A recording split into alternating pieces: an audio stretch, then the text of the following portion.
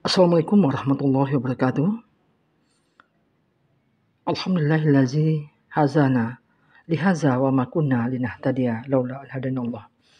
Rabbi shrah li sadri wa yassir li amri wahlul 'uqdatam min lisani yafqahu qawli. Para pendengar yang berbahagia, siapa saja yang memperhatikan dalil-dalil Al-Quran dan Sunnah dalam permasalahan ini, maka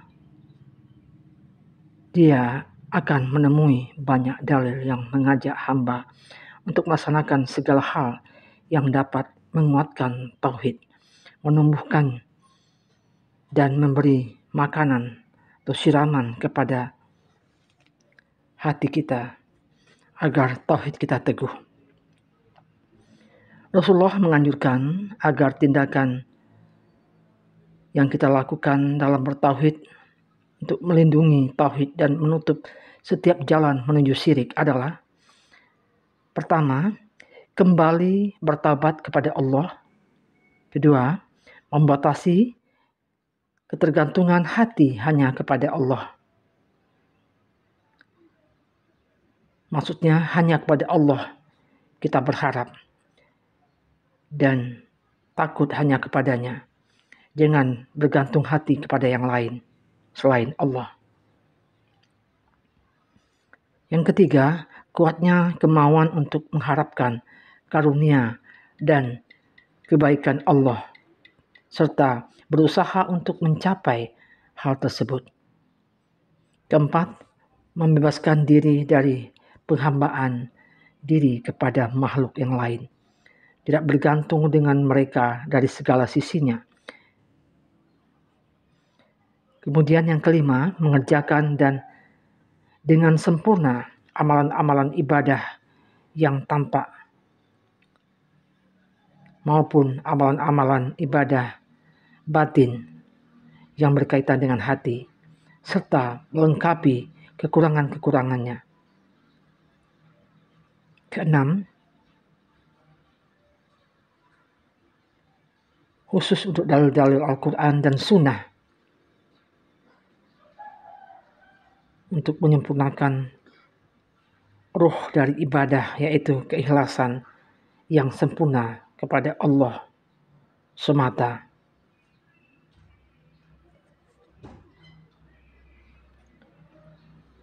Apabila kita telah mengetahuinya, mari kita ajak orang-orang terdekat kita untuk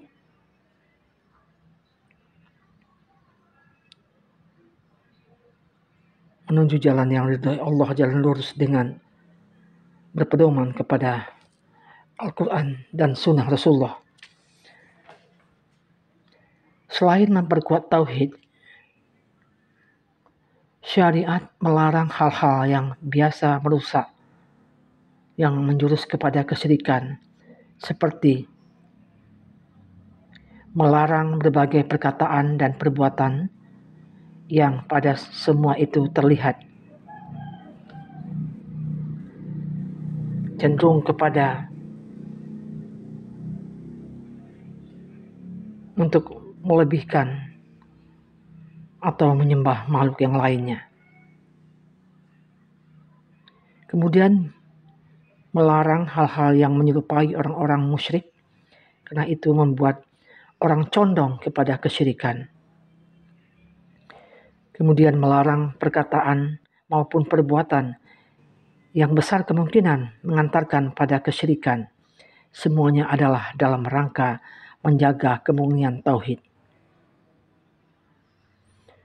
Para pendengar yang beriman, syariat melarang semua sebab yang mengantarkan kepada kesyirikan. Semuanya itu adalah rahmat bagi kaum mukmin agar mereka dapat mewujudkan tujuan mereka diciptakan, yaitu beribadah kepada Allah secara lahir dan batin, serta menyempurnakan ibadah tersebut agar sempurna kebaikan dan keberuntungan mereka untuk mencapai kebahagiaan dunia dan akhirat. Allah berfirman dalam surah At-Taubah Allah berfirman dalam surah At-Taubah ayat 128. A'udzubillahi minasyaitonir rajim. Bismillahirrahmanirrahim. Laqad ja'akum rasulun min anfusikum azizun 'alaihi ma 'anittum harisun 'alaikum bil mu'minina raufur rahim. Sungguh telah datang kepadamu seorang rasul dari kaummu sendiri. Berat terasa olehnya penderitaan yang kamu alami. Dia sangat menginginkan keimanan dan keselamatan bagimu. Penyantun dan penyayang terhadap orang-orang yang beriman. Ia penyantun dan penyayang terhadap orang-orang yang beriman. Kita beruntung Allah telah memberikan Rasulullah Muhammad SAW sebagai teladan kita. Di saat beliau mau menghembuskan nafas terakhir, yang beliau ingat adalah bagaimana keadaan umatnya setelah beliau tiada. Apakah masih beriman atau bertauhid kepada Allah ataukah tidak. Begitulah besarnya kasih sayang dan perhatiannya kepada umatnya. Beliau tidak mementingkan diri beliau sendiri. Malahan di saat-saat terakhir beliau mau pergi, beliau memikirkan keadaan umatnya. Beliau takut umatnya tidak mengimani adanya Allah. Atau dia takut umatnya mencari Tuhan selain dari Allah, bertuhan kepada yang lain. Para pendengar yang beriman, dalam surah At-Taubah ini, Allah menyebutkan sifat-sifat mulia yang dimiliki oleh Rasulullah SAW. Pertama, merasa berat jika umatnya ditimpa kesusahan. Dua, sangat semangat untuk menunjuki umatnya kepada kebenaran dan menyampaikan kemanfaatan dunia dan akhirat kepada mereka. Yang ketiga, sangat sayang kepada umatnya. Para pendengar, sifat-sifat yang dimiliki oleh Rasulullah Muhammad SAW terhadap umatnya ini menjadikan beliau selalu memperingatkan umatnya dari kesyirikan, yang hal itu merupakan dosa terbesar. Kemudian menjelaskan kepada umatnya jalan-jalan yang dapat mengantarkan kepada kesyirikan dan melarang mereka dengan keras dari hal-hal tersebut, yakni hal-hal yang dapat mengantarkan pada kesyirikan. Para pendengar yang beriman,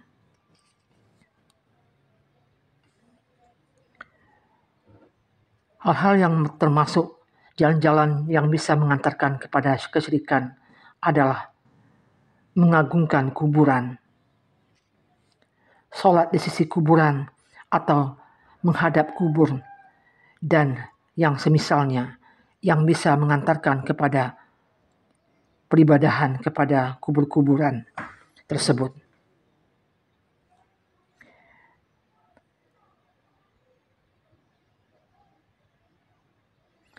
Para pendengar yang beriman, begitu sayangnya Rasulullah kepada kita. Beliau selalu memperingatkan kepada umatnya dan menjauhkan mereka dari perbuatan syirik, serta menutup segala jalan yang dapat mengantarkan kepada kesyirikan. Dan beliau selalu memperingatkan atas nikmat Allah pada hamba-hambanya dengan mengutus beliau sebagai Rasulullah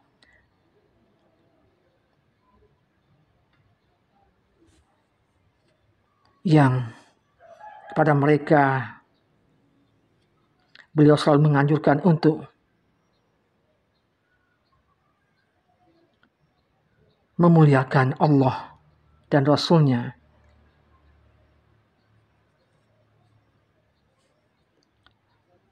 Dan walaupun Rasulullah dari kalangan mereka sendiri,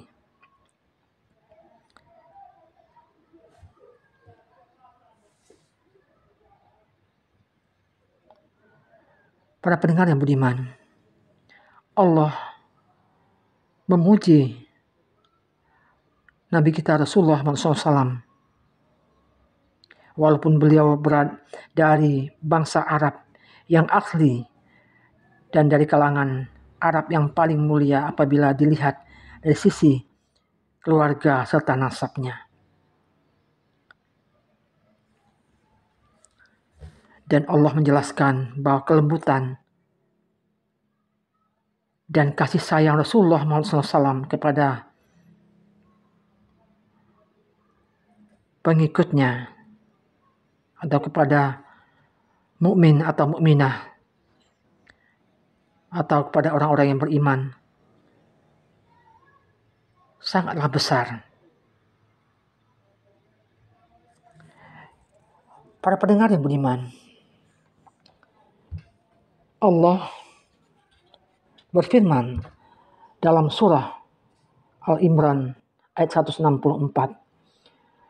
A'udzu billahi minasy syaithanir rajim. Bismillahirrahmanirrahim. Laqad manna Allahu 'alal mu'minina idz ba'atsa fihim rasulan min anfusihim. Yang artinya, sungguh Allah telah memberikan karunia kepada orang-orang yang beriman ketika Allah mengutus seorang Rasul Muhammad di tengah-tengah mereka dari kalangan mereka sendiri. Para pendengar yang beriman,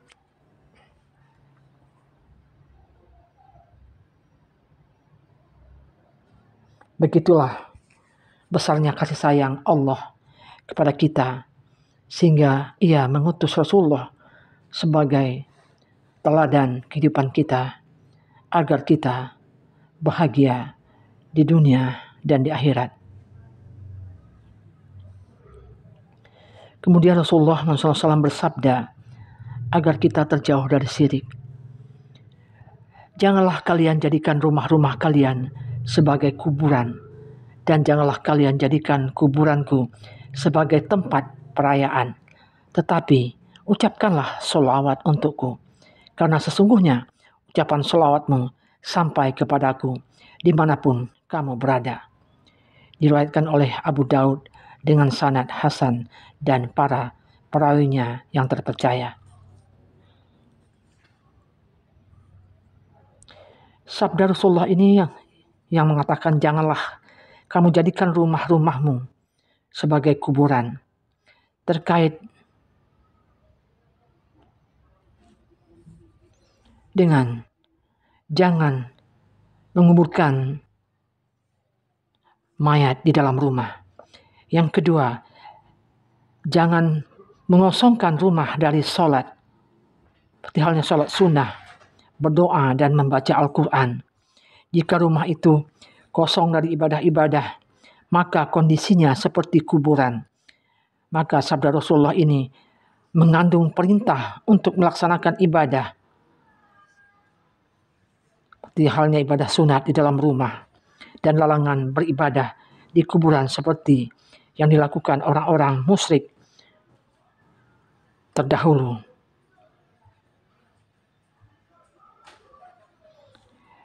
Pada pendengar yang budiman,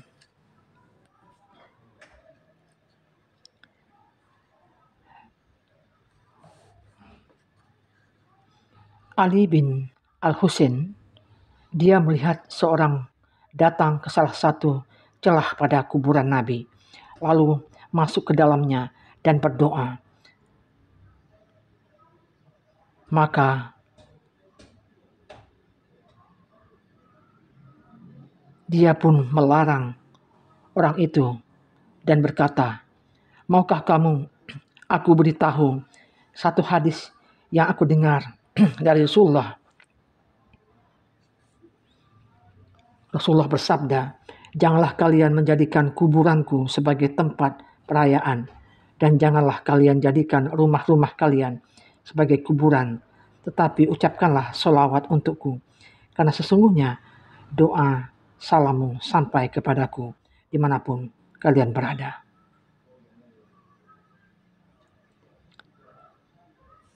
Para pendengar yang budiman, begitulah sayangnya Rasulullah kepada kita. Ia selalu mengingatkan kita untuk terjauh dari perbuatan-perbuatan syirik, dan